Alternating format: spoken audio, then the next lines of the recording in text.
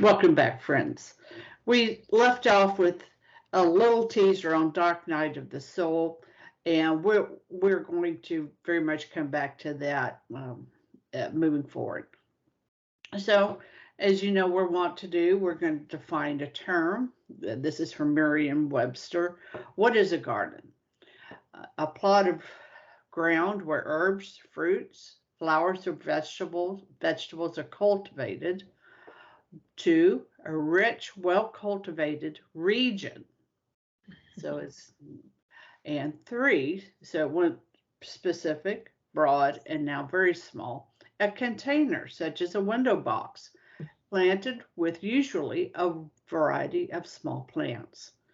So I spoke briefly in the last episode about the gardening catalog. Tracking to spiritual books, Lives of the Saints, doctrine, maybe beautiful artwork. That is very true. We are in January. Is Thomas Aquinas in January? His feast day, I think it might be, actually. Mm-hmm. Yes, and talk about, nourishment for both the soul and the mind, taking up some work of Aquinas. And also sharing of your larder. So, God willing, you would have a bound. I know my grandmother always did, and when I was making preserves, I always did too. Have enough to share.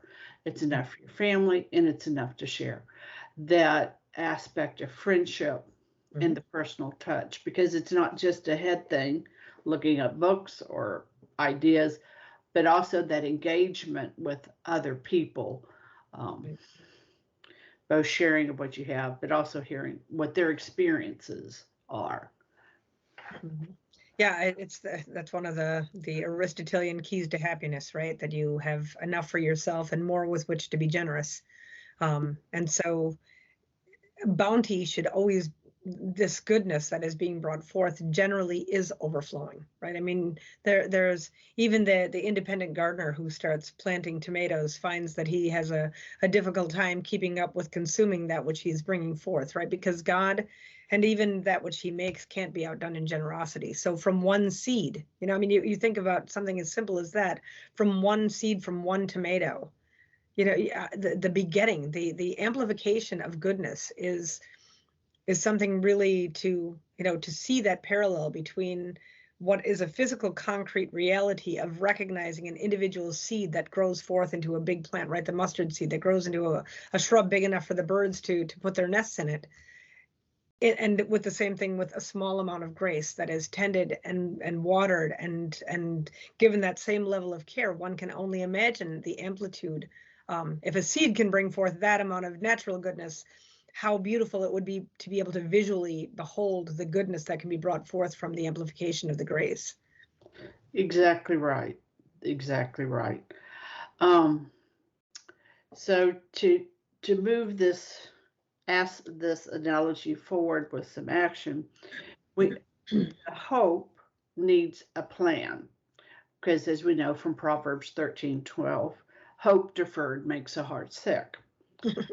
And here's the caution to the dark night of the soul. And this occurred just so. Sarah's right. Where I live, in San Antonio, I'm harvesting my roses. Right. Yes. in the middle of December. Yeah. Got some you oranges. and Juan Diego, right? You and Juan Diego. Yeah, awesome Juan Diego, and I'm just thinking life is grand. And I've got and I'll put pictures up so you can see. So one garden box is full of the Swiss chard and I don't know, the foxgloves and whatever else is in that. And it looks beautiful. It's just like the callow. And then here's another one. I did absolutely great soil, did all the things right, did this, did that. And where are my cabbages? Well, just where are my cabbages? They're nowhere to be seen. I don't know. So what's that have to do with the dark night of the soul? Right. our blessed Lord is not a gumball machine. No, you're right. And we'll make our plans, and we're going to go through with some of how some of these plans can be, and we're going to, do all that we know to do. We've talked to our neighbor, and we this, we did that, and we're having this trial, right? And the fruit is not there as we anticipated it to be. And I I don't want us to feel that as we go through this, it becomes something like that's one of the sins, right, with the occult. That's one of his many many sins, is that you're trying to do certain actions so as to manipulate an action from God, and that's not the deal here. Though he is so gracious that even in the beginning, when it kind of might look like that, uh, he more than meets us halfway. But you go further into following him, there'll be a point where is it why are you right? Why are we here? Kind of a thing. And so I did want to make Or that. when all the work seems as though it was for naught, right? That's right. Because unfortunately, in our way of thinking, we become very much outcome based people, which is an unfortunate reality because there is so much goodness in the doing. And sometimes I think that we lose the forest for the trees a bit in regards to that, because we think that the doing of something must inevitably bear the fruit, that we want from it. And yet sometimes, particularly and in gardening, maybe you bought bad seeds, or maybe there was some element that you skipped, or maybe the rain didn't fall. I mean, there are a number of things that you yourself have very little control over, but you'll always have control over the excellence of your labor. And there is something, there is just an innate goodness in that nothing is lost in this economy of salvation. Even when we thought that we were foreseeing something that should be, that seems to be the natural byproduct of the actions, even when that does not come to fruition, nothing has been lost, because the investment of the self into the labor might be all that our Lord wanted. That might be all that was necessary. You brought up two distinct ideas when you were saying that, and it's altogether true. One was from Mother Teresa, and the other is from Ratzinger. Mother Teresa, the Lord doesn't call us to be successful; Right. He calls us to be faithful. It's the fidelity that matters.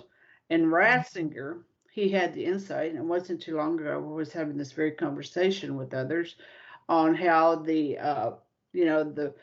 servants go out in the field. It's the parable, and it seems like the guy at the end gets the same wage as the one who had been in all day, and it doesn't look fair. Except for, here's the key with Ratzinger, with Sarah they were doing the Lord's work.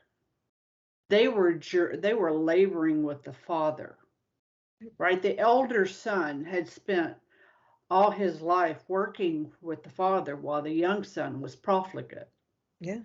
That in and of itself is a grace. Absolutely. It's a grace. gift. It is a grace. But how easy we are to close our eyes to that because we want a reward. We demand an outcome. I mean, and I don't know if that is a particular disorder of modernism, or if that is because we are so habituated to be able to do things with excellence, right? We've tried so hard to quote unquote conquer nature, right? That we expect nothing but success. And I like I said, I don't know if that's necessarily a particular disease of modernism and this fanaticism of scientism that we are being inundated with. But it does seem to me that, like a person like Job, or even like, a medieval peasant, would have had a more real understanding that his labor only went so far. and that at some point there had to become a natural reliance on providence. And we have kind of arrogantly usurped so much of providential outcome because of our ability to understand nature so much better, right? So it's all outcome pushed now instead of the investment being in the integrity of the actions themselves, right? And even now we become so tired of the actions themselves that we are now trying to automate ourselves out of our own industry and yet still get some type of outcome from it. And that's really it's going to be a very great sorrow to the human person when he removes himself from the labor of his outcomes. I mean, because like you were saying, the profligacy of the prodigal son, where he literally finds himself at a point where there's nothing that he can do to satisfy the longing of the love of the Father, right? He's wasted everything, and he's driven only back to the Father by an absolute lack, right? That absolute deficit of anything that satisfies. And I mean, that's a sorrow, right? It's a sorrow that man may have to come to that point. But I do think that this conflict that we're kind of finding ourselves in right now with this outcome based mentality that only something that is produced is valuable is going to cause a really great crisis for the human person. I think so. All right, my friends, we're going to pick up with different types of gardens in the next episode. Till then, Fides, Horatio.